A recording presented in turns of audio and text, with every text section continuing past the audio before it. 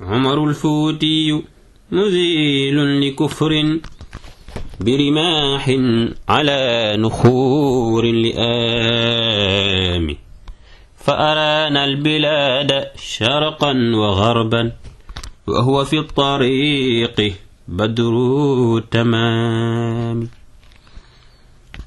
عمر الفوتي مذيل لكفر برماح على نخور لئام فأرانا البلاد شرقا وغربا وهو في الطريق بدر التمام. شيخنا عمر الفوتي جلفا الشيخ تيجان جلفوت الشيخ عمر جلفا مام آس ميدوني دجمبري جلفا مام آس ميدوني دجمبري جلفا مام آس ميدوني دجمبري. الحمد لله مي وي الشيخ عمر الفوتي تعال مي بورم دجمبري. شيخ تيجان دف جوار غير شيخو دف ريماخ حد فاي سمورس وي بورم دجمبري. شيخ تيجان دف جوار غير شيخو دف ريماخ حد فاي سمورس وي بورم دجمبري. الحمد لله مي وي الشيخ عمر الفوتي تعال مي بورم دجمبري. شيخ تيجان دف جوار غير شيخو دف ريماخ خد فاي سمورس وي بورم دجمبري. ونكي صلاة والسلام من خالق الأيام على خير الأنام مي ويبا دجمبري. صلاة والسلام من خالق الأيام على خير الأنام مي ويبا دجمبري. صلاة والسلام من خالق الأيام على خير الأنام مي ويبا دجمبري. السلام عليكم. أعوذ بالله من الشيطان الرجيم. بسم الله الرحمن الرحيم. الحمد لله رب العالمين الرحمن الرحيم مالك يوم الدين. إياك نعبد وإياك نستعين. اهدنا الصراط المستقيم صراط الذين أنعمت عليهم غير المغضوب عليهم ولا الضالين. اللهم صل على سيدنا محمد الفاتح لما أغلق والخاتم لما سبق ناصر الحق بالحق والهادي إلى صراطك المستقيم وعلى آله حق قدره ومقداره العظيم. Aujourd'hui, on va aborder, Inch'Allah, le chapitre 36 de Rimah. ذكر فضل شيخنا رضي الله تعالى عنه. Les mérites de Sayyidina Cheikh Ahmed Tidjani radiyallahu ta'ala anhu. Voilà ce qui est traité dans ce chapitre 36 qui fait partie du deuxième tome de Rimah.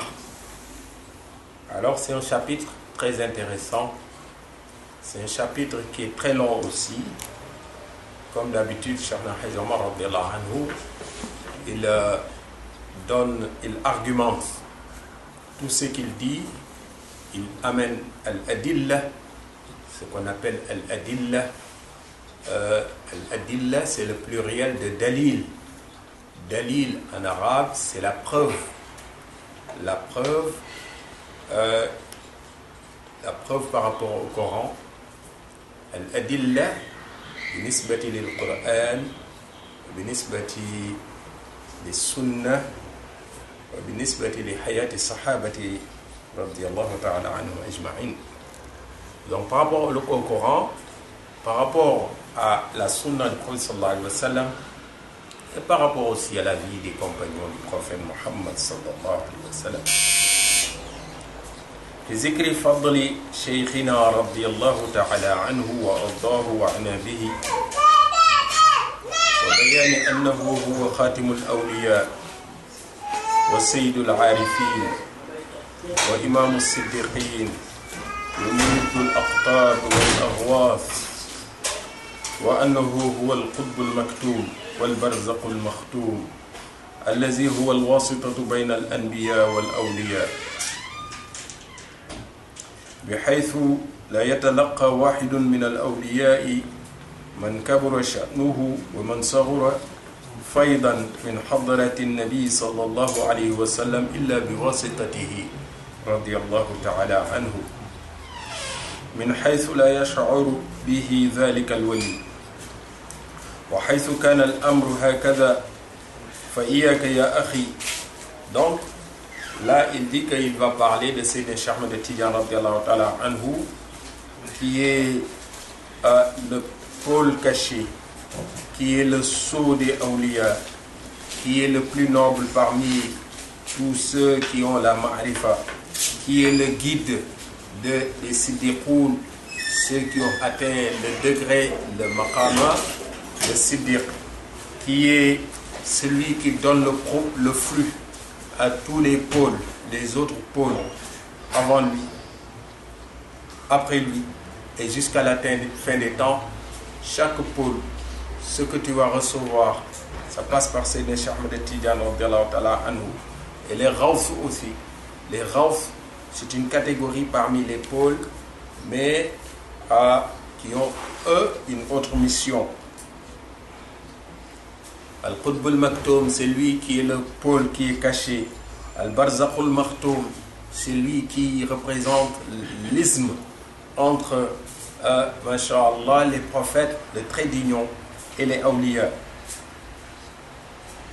C'est lui l'intermédiaire, radiyallahu ta'ala anhu, de sorte que aucun wali, quel que soit le degré de ce wali, que ce soit un grand wali ou un wali qui vient juste de commencer, qui vient juste d'être wali, quelqu'un qui est wali depuis très longtemps, qui a un degré très élevé, ou quelqu'un qui vient d'être wali, qui a un degré pas très élevé par rapport aux autres, mais quel que soit le degré du wali, le wali c'est toujours quelqu'un qui est exceptionnel. Pourquoi? Ala inna awliya Allahi la khawfun alayhim wa la hum yahzanun. Mais Cheikhna Hajj Omar radiyallahu anhu, il veut nous dire par là que les walis n'ont pas le même degré. Il y en a qui ont des degrés très avancés et d'autres un peu moins avancés, mais tous ils sont très importants devant Allah subhanahu wa ta'ala. Mais tous ces walis là, tous ces awliya, ce qu'ils reçoivent, c'est par l'intermédiaire de Sayyidina Cheikh Ahmed Tidiane radiyallahu ta'ala anhu. وحيث كان الأمر هكذا فإياك يا أخي الإنكار على مثل هذا السيد العظيم. Il dit je te préviens. Cheikhna Hajj Omar radiyallahu anhu, il te dit je te préviens. Attention, attention de critiquer, de tomber dans le piège des critiques, de critiquer Sayyidina Cheikh Ahmed Tidiane radiyallahu ta'ala anhu wa ta'ala anhu. Wal imam al-azim al-karim, cet imam qui a un degré très élevé et qui est très noble aussi.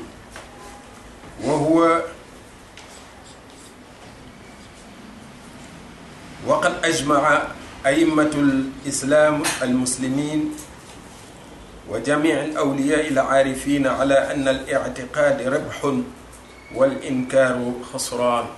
Il dit que tous les savants, tous ceux qui ont la science dans l'islam, masha'Allah, et tous les awliya, ils sont tous d'accord sur une chose, que la conviction c'est un bénéfice. Croire et avoir la conviction, avoir la foi sur quelque chose qui est vrai, c'est un bénéfice, c'est un plus. Mais le fait de critiquer, de contester, c'est toujours une perte. Alors, un commerçant, eh bien, un commerçant comprend mieux que nous le sens du bénéfice et le sens d'une perte, masha'Allah, dans son chiffre d'affaires. Alors, fais comme si toi, tu étais ce commerçant-là. Qu'est-ce que tu peux gagner? Qu'est-ce que tu vas avoir en plus? Et qu'est-ce qui pourrait faire que, masha'Allah, tu cours vers la faillite? Et la faillite de l'individu et ses ce qui malheureusement pourrait l'amener à contester, contredire Sidna Cheikh Ahmed al-Tijani Sharif radiyallahu ta'ala anhu wallahu a'lam. واعلم أن قدمنا لك الفصول التي قدمناها أول هذا الكتاب المبارك. Cheikh Al-Hajj Omar radiyallahu anhu nous dit que sache que dans les chapitres précédents, dans ce livre, j'ai abordé des thèmes et des sujets.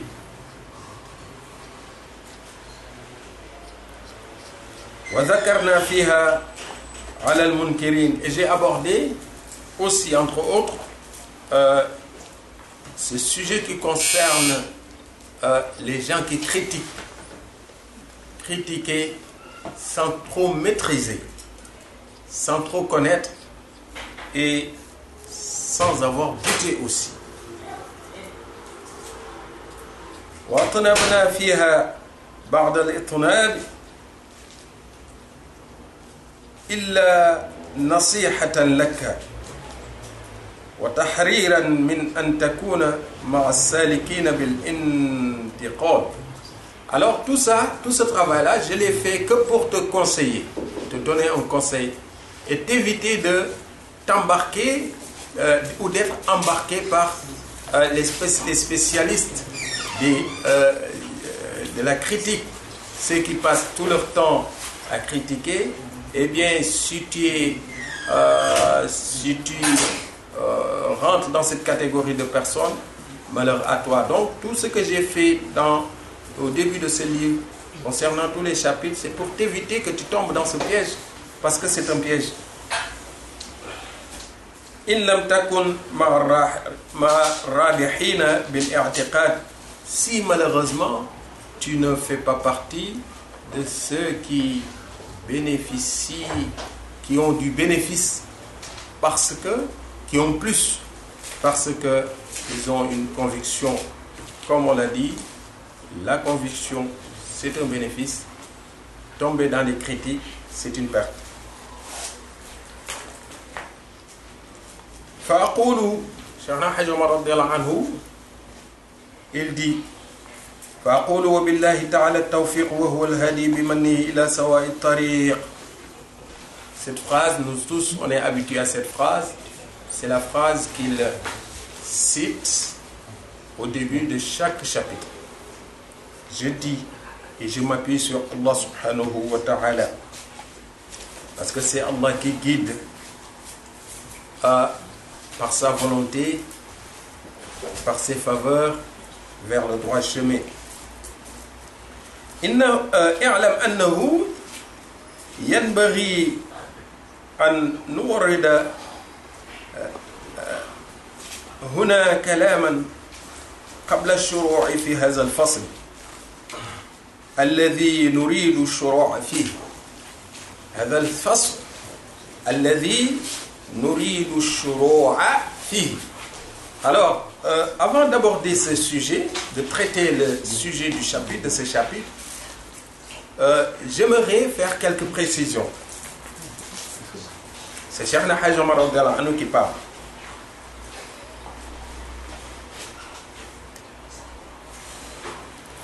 لأن بعد من لم يكن له في العلم ولا في نفحات أهل الله من خلاق.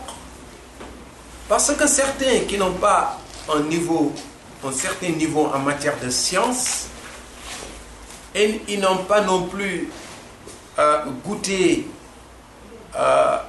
masha'Allah, à cette baraka qu'Allah subhanahu wa ta'ala a donné aux awliya. Donc, ni il n'a pas la science, il ne maîtrise pas toute la science des livres, ni il ne maîtrise pas la ma'rifa, c'est-à-dire la science, cette autre science qui vient non pas par l'intermédiaire des livres, mais par la lumière qu'Allah subhanahu wa ta'ala il fait descendre dans le cœur de certains de ses awliya. Alors, Cheikh Al-Hajj Omar radiyallahu anhu, il s'adresse à celui-là. Il n'a ni l'une, ni l'autre, ni la science livresque, ni la science de la lumière que les awliya ils ont.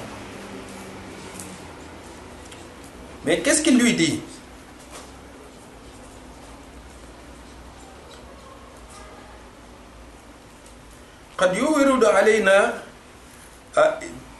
Quelqu'un qui est dans cette situation, il peut nous faire deux remarques.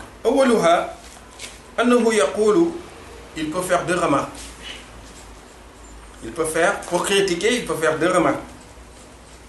Il peut dire par exemple, Inna Shaykh radiyallahu ta'ala anhu wa ardahu wa anabihi madaha nafsuhu wa zakkaha wa zalika mazmoum. Il peut dire que, mais votre cher Sayyidina Shaykh radiyallahu anhu, il fait son propre éloge, où il parle de ses faveurs, alors que ça dans l'islam, eh bien, ça ne fait pas partie de l'enseignement de l'islam. Quelqu'un qui parle de lui, votre cher, il parle beaucoup de lui. Sayyidina Hajj Omar radiyallahu anhu, il dit que celui-là qui n'a ni la science, qui n'a maîtrisé ni les sciences livresques, qui n'a pas cette haute science de la lumière, des awliya, il peut être amené à faire deux remarques. D'abord, il peut être amené à dire que Sayyidina Shaykh radiyallahu anhu, il parle trop de lui, il parle de ses mérites, de ses avantages, il fait son éloge. Donc,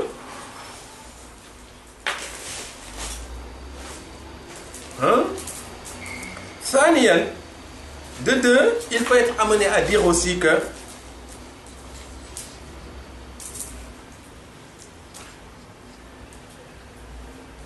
Inna qawla shaykh radiyallahu ta'ala anhu wa ardahu ana bihi, c'est-à-dire des paroles que Sayyidina Shaykh radiyallahu anhu, là il en a cité à peu près 5, c'est-à-dire il critique ces paroles. Non seulement pour lui, Sayyidina Shaykh radiyallahu anhu, il parle trop de lui, ce qui n'est même pas vrai, mais Cheikhna Hajj Omar radiyallahu anhu, il va répondre. C'est même pas la peine que j'essaie de répondre à la place. Mais, comme vous le savez, Cheikh Hajj Omar radiyallahu anhu, toujours avant de parler, il pose. C'est comme s'il posait les thèses. Ensuite, il posait les antithèses. Ensuite, il fait la synthèse, comme on apprenait à l'école.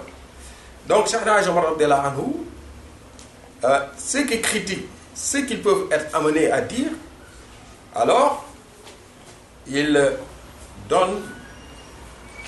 leur laisse la possibilité de pouvoir s'exprimer. Donc, il écrit ce qu'ils ont dit, ou ce qu'ils peuvent être amenés à dire. D'un, il dit que c'est une chair, votre chair, il parle trop de lui. De deux aussi,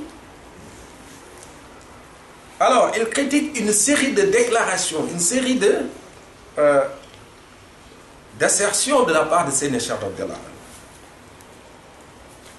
Premièrement, Sayyidina Shaykh, il a dit,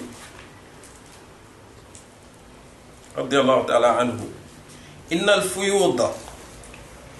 al-fuyud allati tafidu min zati sayyidi al-wujudi sallallahu alayhi wa sallam tatalaqaha zawatul anbiya wa kullu ma fada wa barada min zawatil anbiya tatalaqahu zati wa minni yatafarraqu ala jami'il khalaiqi min nash'ati al-alami ila an-nafkhi fi as-sur. Cette parole, c'est vrai, c'est Sayyidina Shaykh radiyallahu anhu, il dit tout ce qui provient de Sayyidina Muhammad sallallahu alayhi wa sallam, ça va, les flux qui viennent du prophète sallallahu alayhi wa sallam, les flux vont vers les autres prophètes. C'est les prophètes qui les reçoivent, les envoyés et les prophètes, al-anbiya wa rasul. Mais tout ce qui vient des prophètes, c'est moi, c'est Cheikh Ahmed Tidiane radiyallahu anhu, qui reçoit tout le flux qui descend des prophètes. Alors, c'est à partir de moi, eh bien, que le partage est fait. Chaque wali reçoit ce qu'il doit recevoir. Celui qui doit recevoir une cuillère, je ne suis pas généreux, recevra une cuillère. celui qui doit recevoir un verre, il recevra un verre. Celui qui doit recevoir quelque chose, un seau, il recevra un seau. Un autre, une citerne, etc., etc. Masha'Allah, quel que soit le degré du wali, ce qu'il doit recevoir, il le recevra, eh bien, de la part de Sayyidina Cheikh Ahmed Tijani. Alors, ومن يتفرق على جميع الخلائق من نشأة العالم إلى النفخ في الصور. Alors, et ça, c'est depuis qu'Allah subhanahu wa ta'ala il a créé le monde, depuis que le monde est monde, les awliya qui étaient venus, même avant que Sayyidina Cheikh radiyallahu anhu ne soit né à Aïn Madi, hein, tous les awliya qui sont passés sur terre, que ce soit des humains ou des djinns, ce qu'ils ont reçu, ils l'ont reçu à travers Sayyidina Cheikh Ahmed Tijani radiyallahu ta'ala anhu. Et maintenant que Sayyidina Cheikh radiyallahu anhu, on ne le voit plus physiquement, il continue à partager. Il continue à donner. Et ce sera jusqu'au jour où l'ange soufflera sur la trompette. Donc, jusqu'à la fin des temps. Alors, donc, quelqu'un peut critiquer cette parole. Il peut être amené à dire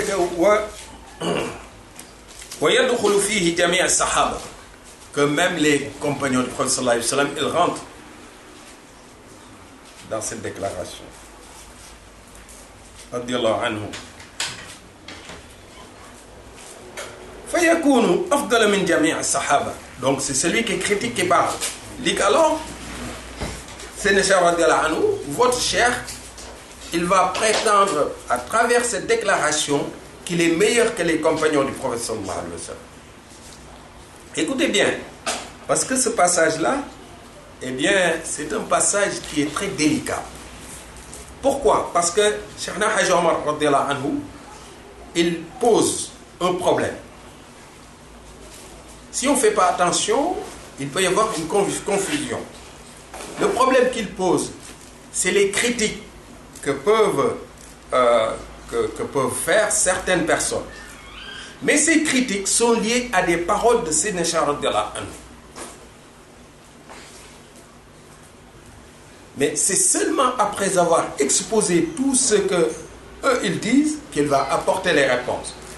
Ce qu'a dit Sayyidina Cheikh radiyallahu anhu, c'est vrai, mais ce que eux qui critiquent ont dit, eh bien on va voir comment est-ce qu'il va les balayer. Il va balayer, battre en brèche en quelque sorte pour ce qu'ils vont dire, Inch'Allah. Alors, il dit que aussi, il conteste cette autre parole. Cette autre parole de Sayyidina Cheikh radiyallahu anhu. Quand Sayyidina Cheikh dit wala yashrab waliyun wala yusqa illa min bahrina min nash'ati al-alam ila an-nafth fi as-sur. Sayyidina Cheikh radiyallahu anhu, c'est lui aussi qui l'a dit. Il a dit wala yashrab, aucun wali, waliyun, aucun wali, la yashrab, ne peut boire, ne peut s'abreuver. Aucun wali, quel que soit son degré, wala yusqa, on ne lui, il ne sera pas si on traduit mot à mot, on va dire arrosé, mais ici on va comprendre tout simplement, il ne recevra aucune baraka, aucune bénédiction, illa min bahrina, que à travers notre océan. Illa min bahrina. L'océan que se représente Sayyidina Cheikh radiyallahu anhu, c'est de cet océan-là que va voir tous les awliya. Et c'est de l'eau qui va arroser, si on peut le dire de cette façon, ces awliya, cette eau-là provient, masha'Allah, de l'océan de Sayyidina Cheikh Ahmed. Regardez, entre un océan et ce que peut boire quelqu'un jusqu'à ce qu'il n'ait plus soif. Tu bois, ça va être un verre, 2 verres. Allez, une bouteille, pour ceux qui ont... Mais une bouteille, qu'est-ce que ça représente devant un océan? Parce que certains, lorsqu'ils ont vraiment soif, ils peuvent être amenés à boire une petite bouteille, pas une grande bouteille quand même.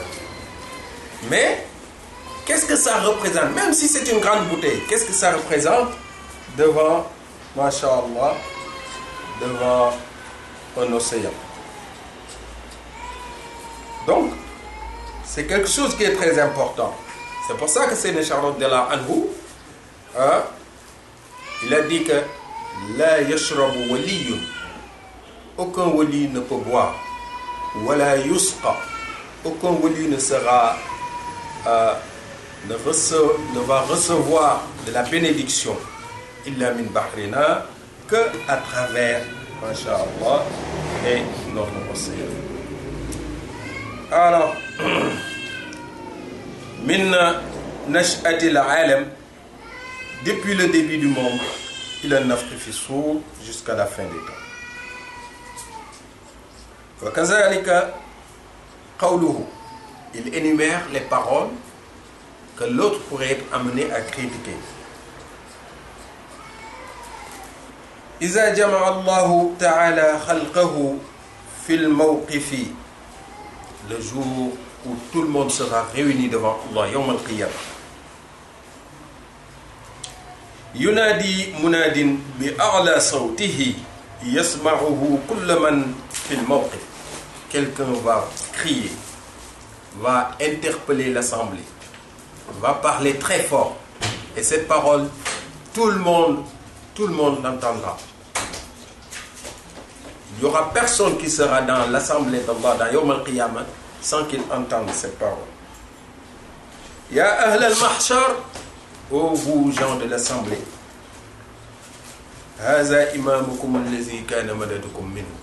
Et c'est celui-là qui va crier, il va désigner Sayyidina Cheikh radiyallahu anhu, il va dire que voici votre imam qui vous apportait le flux, la lumière que vous receviez, la baraka que vous receviez quand vous étiez sur terre. Hein? Tout cela, la ma'rifa que vous receviez, ça passait par cet imam-là, le Cheikh Sidi Ahmed al-Tijani. Alors quelqu'un qui critique, il peut critiquer aussi, il peut être amené à critiquer ces paroles.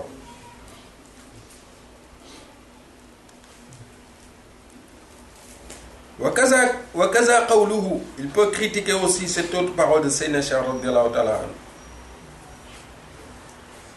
Ruhuhu, l'âme du prophète sallallahu alayhi wa sallam. Wa ruhi hakaza. Il a parlé de l'âme du prophète sallallahu alayhi wa sallam et l'âme de son âme, Sayyidina Cheikh Ahmed al-Tijani. Son ruh, le ruh du prophète sallallahu alayhi wa sallam et le ruh de Sayyidina Cheikh Ahmed al-Tijani radiyallahu ta'ala anhu. Mushiran bi asbu'ayhi as-sababata wal-wusta. Alors il fait comme ça. Ces deux doigts-là. Ruhi, ruhuhu wa ruhi, hakaza. Les deux doigts. Ruhuhu, le ruh du prophète sallallahu alayhi wa sallam, wa ruhi, mon ruh, c'est le Cheikh Ahmed al-Tijani radiyallahu anhu. Hakaza. Hein? Ruhuhu, le ruh du prophète sallallahu alayhi wa sallam, tamuddu rusul, c'est ça, le ruh du prophète sallallahu alayhi wa sallam. L'âme du prophète sallallahu alayhi wa sallam apporte le flux aux prophètes et aux envoyés. Tamuddu rusul wal anbiya alayhim salatu wa salam. Wa ruhi, le ruh de Sayyidina Cheikh radiyallahu anhu, l'âme de Sayyidina Cheikh radiyallahu anhu, تمد الأقطاب والعارفين والأولياء من الأزل إلى الأبد. Alors, le ruh de Sayyidina Cheikh radiyallahu anhu, c'est ça, l'index. L'index qui va apporter le flux au pôle, aux arifouna et aux awliya. Et ça, depuis qu'Allah subhanahu wa ta'ala il a créé min al-azal. Azal, c'est avant la création. Il est l'abad. Abad, c'est quand tout sera fini. Donc la fin des fins. La fin de l'infini, si on peut. Al-abad, c'est la fin de l'infini.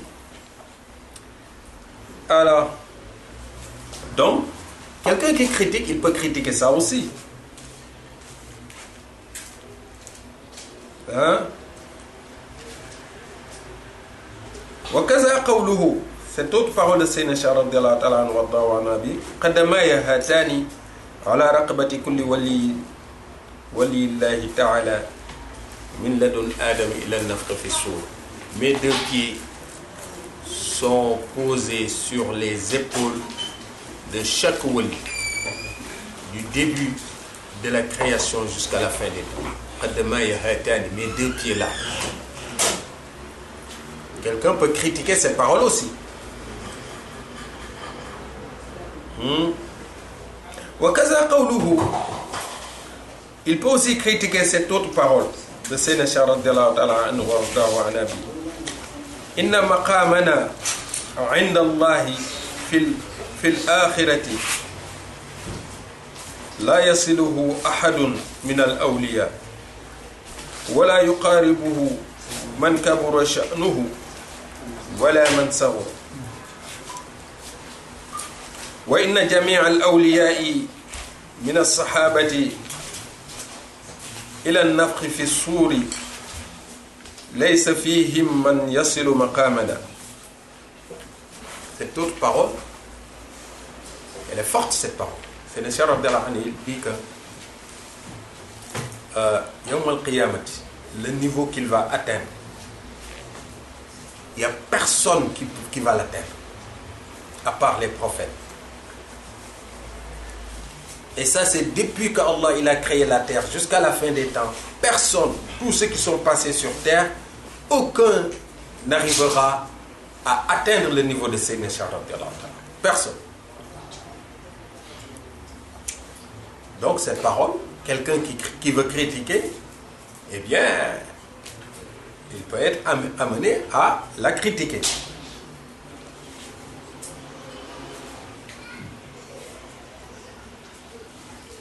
وكذا قوله رضي الله تعالى عنه, c'est autre parole de Sayyidina Cheikh radiyallahu ta'ala anhu wardahu wa nabihi. أعمار الناس كلها ذهبت مجانا إلا أعمار أصحاب الفاتح لما أغلق. Les gens, la vie des gens est nulle. On pourrait être considéré comme nul, sauf la vie de ceux qui évoquent Salatul Fatih lima ughliq. Quelqu'un qui évoque, qui fait le zikr de Salatul Fatih lima ughliq, comparé à quelqu'un qui ne fait pas le zikr de Salatul Fatih lima ughliq, leur deux vies, pour les comparer, masha'Allah, si on met l'une à côté de l'autre, la vie de celui qui fait pas Salatul Fatih devient négligeable. Négligeable. Tellement elle est petite. Tellement, eh bien, elle manque de valeur devant la vie de celui qui fait Salatul Fatih lima ughliq. Voilà. Donc on peut dire beaucoup de choses sur les paroles de Sayyidina Cheikh radiyallahu anhu. On va essayer de faire vite. Alors quelqu'un qui critique aussi, il peut être amené à critiquer cette parole. Parce que faqad fazu bir-rabhi dunyan wa ukhra. Ils ont réussi, ils ont le succès dans la vie sur terre. Ceux qui font Salatul Fatih, ils ont le succès dans la vie sur terre et dans la vie de l'au-delà.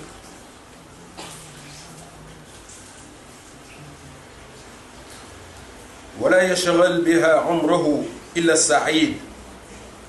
Celui qui fait ne peut utiliser Salatul Fatih que celui à qui Allah il a donné la réussite, à qui Allah a voulu accorder la réussite sur terre et après la mort. Salatul Fatihi, c'est pas donné à n'importe qui. Tu te lèves, tu vas dire que je prends le wird du Salatul Fatihi, c'est parce qu'Allah il a décidé. On t'a coopté. Eh bien, c'est pas n'importe qui peut se lever et dire que je vais prendre Salatul Fatihi. Ça, faut qu'on le sache. C'est pour ça que la tariqa n'a pas besoin de propagande. C'est pas n'importe qui va prendre la tariqa. C'est pas n'importe qui va avoir le chapelet et faire Nasr al-Haq bil-Haq le matin et l'après-midi, le soir. Non. Si tu fais partie de ces gens-là, sache que Allah il t'a donné, masha'Allah, le succès ici et pour nous.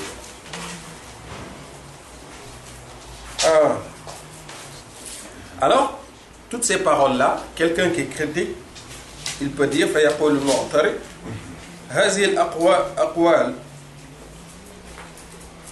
تقتضي تفضله هو وأهل طريقته. Ces paroles veulent dire que lui, Cheikh Ahmed Tidjani, il est meilleur que tout le monde, lui et les gens de sa tariqa. Donc quelqu'un qui critique, il peut critiquer et dire ça. Alors, c'est vrai qu'on n'aura pas assez de temps pour pouvoir dire toute la réplique nécessaire et que a fait Cheikh Hajj Omar radiyallahu ta'ala anhu. فالجواب والله تعالى الموفق بمنه للصواب أن الإبراد الأول. Il dit que par rapport à ce qu'il a dit, la première remarque qu'il a fait, il y a un alim, un wali, Jalaluddin Suyuti radiyallahu ta'ala anhu, dans un livre qui s'appelle As-Sawa'iqu ala al-Nawa'iqi, ليس من باب الافتخار ولا تزكية النفس. Le fait de dire ce qu'Allah t'a donné, ça ne fait pas partie de ce que réprouve l'islam en disant qu'il ne faut pas trop se vanter. Il ne s'agit pas de se vanter. Mais quand tu dis certaines faveurs, eh bien, c'est d'abord pour remercier Allah subhanahu wa ta'ala et ensuite pour que les gens puissent suivre ton exemple. Mais ce n'est pas pour se vanter. C'est contraire de celui qui se vante. Celui qui parle pour se vanter, ça c'est autre chose. Mais celui qui parle parce qu'il y a la lumière dans son cœur, ça c'est pas réprouvé. Ballahum fi haza wajhan. Donc, il dit que أن هذا من باب التعريف بحاله إذا جهل مقامه أو إذا جهل مقامه. Donc, tu sais ce qu'Allah il t'a donné, ce qu'Allah il a fait pour toi, tu le reconnais, tu le dis, surtout pour ceux qui sont autour de toi et qui ne le savent pas. Même Imam Nawawi, il a dit aussi,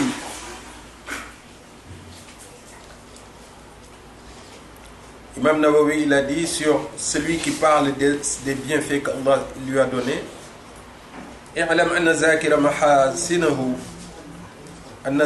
محاسنه فردان مذموم ومحمود.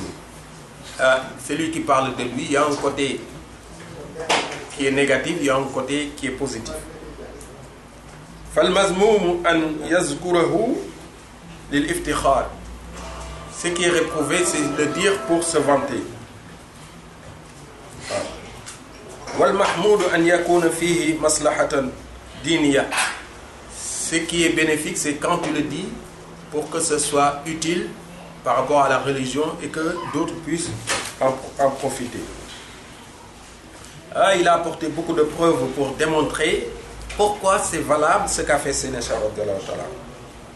Même il dit que le prophète sallallahu alayhi wa sallam, une fois il a dit, Ana nabiyyun la kazab, je suis un prophète qui dit la vérité. Le mensonge, je ne le connais pas. Ana sayyid walad Adam, c'est moi le plus noble parmi les enfants de Adam. Le prophète il a dit, wala fakhr, c'est pas pour me vanter. Wa ana awwalu man tunshaqu anhu al-ard. Je suis le premier qui va être, je serai le premier à être ressuscité, je serai le premier à rentrer au paradis.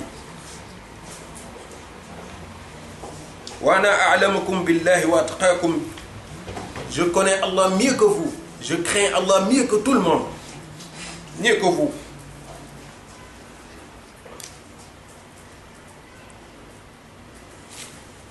Inni abitu inda rabbi. Cette parole, elle est très forte. Je passe la nuit auprès de Allah subhanahu wa ta'ala. Dommage qu'on n'a pas le temps pour démontrer ce hadith, parce que aussi, assez souvent, on ne comprend pas certaines paroles du prophète sallallahu alayhi wa sallam. C'est-à-dire, il n'est pas ici sur terre avec nous. Il n'est pas ici sur terre avec nous. Quand tout le monde dort, lui, il est avec Allah subhanahu wa ta'ala. Alors, on va essayer de faire vite. Il dit que Sayyidina Yusuf alayhi salam, il avait dit Ij'alni ala khaza'in al-ardi inni hafizun alim. Quand le roi de l'Égypte l'a sorti de prison, il lui a dit donne-moi les ressources du pays. Je suis quelqu'un, je suis compétent en matière de gestion. J'ai la compétence. C'est un prophète, pourquoi il parle de sa compétence? Eh bien, ce n'est pas pour se vanter, c'est pour dire la vérité et être utile pour les autres. C'est dans Osman, lui aussi, quand il a été il a été mis sous embargo, il avait dit que vous m'encerclez alors que je suis quelqu'un qui a la garantie de la part du prophète sallallahu alayhi wa sallam que je vais rentrer au paradis. Parce que c'est moi qui avais puisé, c'est moi qui avais creusé le puits. Hein?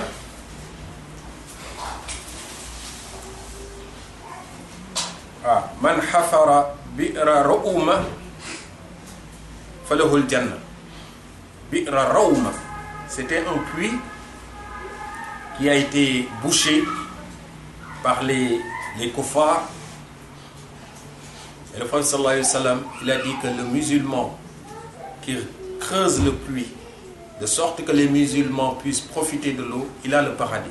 C'est Osman qui l'avait creusé. Il a dit alors vous assiégez quelqu'un qui a la garantie du paradis, pourquoi vous m'assiégez? Il l'avait encerclé. Moi j'ai la garantie du paradis parce que j'avais creusé ce puits-là et c'est le prophète sallallahu alayhi wa sallam qui me l'avait garanti. Moi, Osman, vous m'assiégez, vous m'encerclez, je n'arrive pas à sortir. Vous m'enfermez ici, pourquoi vous le faites? Il a parlé de ses faveurs. Ce n'était pas pour se vanter. Il a dit que lui, il avait quand même un certain niveau, un degré que tout le monde n'avait pas. Donc, Cheikh Hadjama radhiyallahu anhu, il nous explique que là, ce qu'a dit Cheikh radhiyallahu anhu, c'est basé dans le Coran et c'est basé aussi dans la Sunna. Il y a beaucoup de passages. Mais le temps ne nous le permettra pas.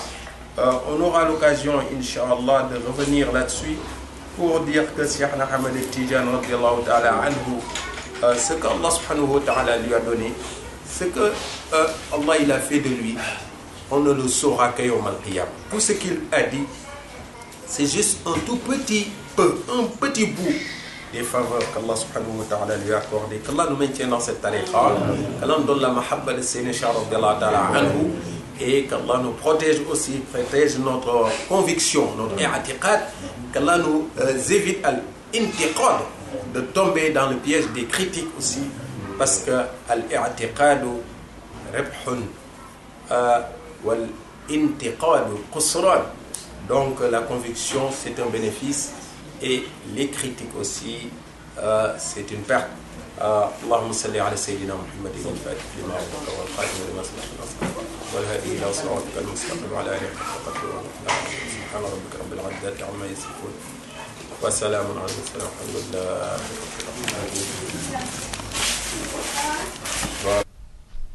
يا شيخنا يا ولي الله يا عمر خليفة المصطفى والشيخ يا وزر.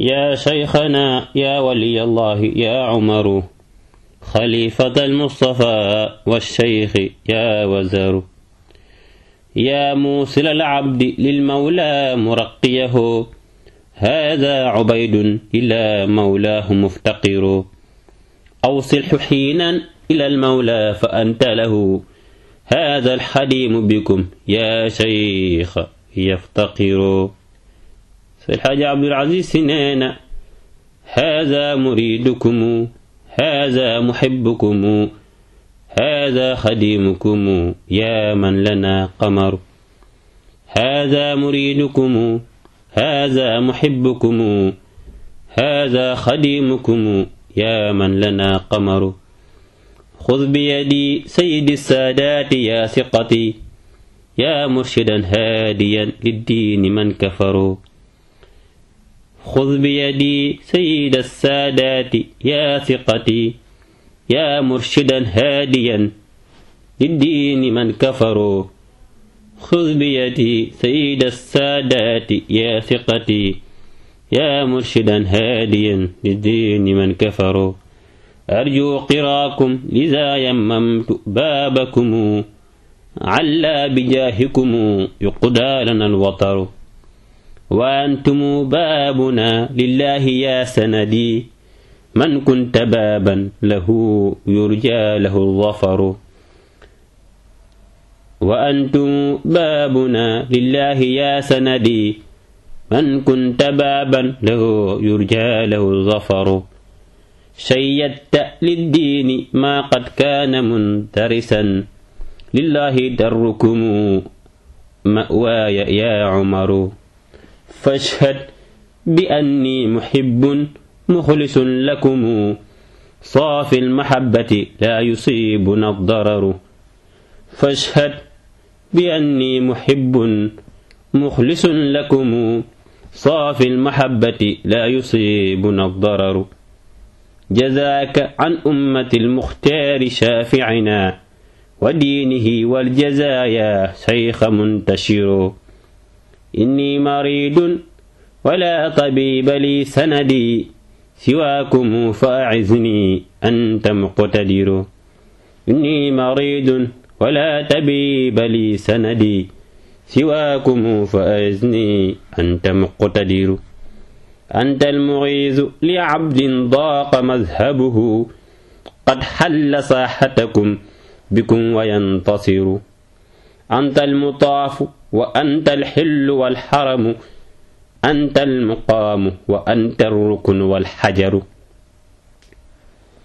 أنت المطاف وأنت الحل والحرم أنت المقام وأنت الركن والحجر أنت المطاف وأنت الحل والحرم أنت المقام وأنت الركن والحجر وأنتم دوحة الإسلام سيدنا من يبتغي ثمرا أنتم له ثمر حاربت أعداء هذا الدين وانهزموا مسنا فرادا بإذن الله واندحروا أحييتم السنة الهادي بعزمكم وحزمكم فعدت كالضوء تنتشر أحييتم سنة الهادي بعزمكم وحزمكم فعدت كالضوء تنتشر إن ابن خادمكم عبد العزيز أتى مستمطرا جودكم بالباء ينتظر إن ابن خادمكم عبد العزيز أتى مستمطرا جودكم بالباب ينتظر فأعطه منك يا ما يرجوه مكرمة فإن جودك بحر ليس ينحسر فإن جودك بحر ليس ينحسر فإن جودك بحر ليس ينحسر صلاة والسلام من خالق الأيام على خير الأنام muy way ba dege mbere اللهم صل على سيدنا محمد الفاتح لما أغلق والخاتم لما سبق ناصر الحق بالحق والهادي إلى صراطك المستقيم وعلى آله حق قدره ومقداره العظيم سبحان ربك رب العزة عما يصفون والسلام على المرسلين والحمد لله رب العالمين.